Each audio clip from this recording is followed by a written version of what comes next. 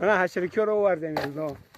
نصیب باشه هم نخودکاری کارچکه کاری و محکم کردنی گردی زمین.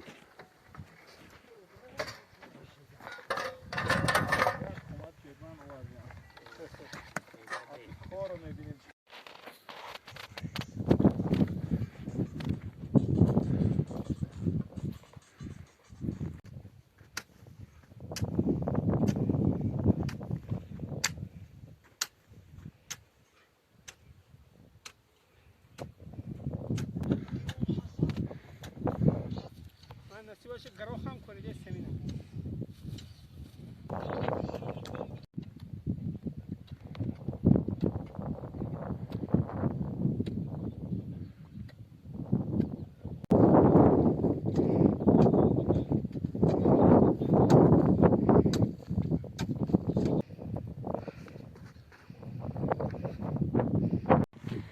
ما در یک قسم زمین خود تا کاریدیم. نصیب باشه حاضر با اینجاش تا میکنیم در بری پایان زمین باشه.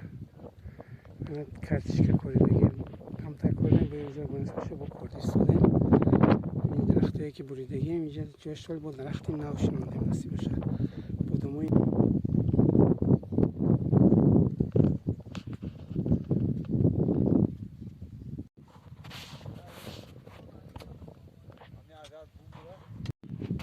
نصیب باشه گروه هم کاریدیم. کارشکه هم قریب شدیم. حاضر با نخود میکنه.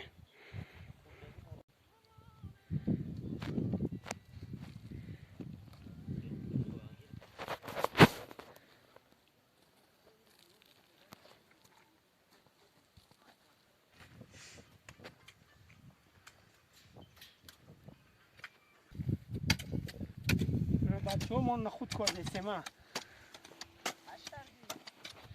دو بگین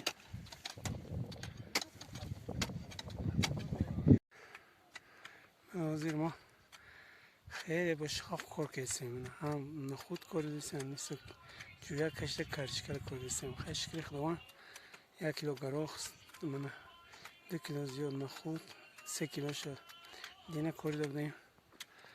من نزدیکی 150 کیلو کارچکه.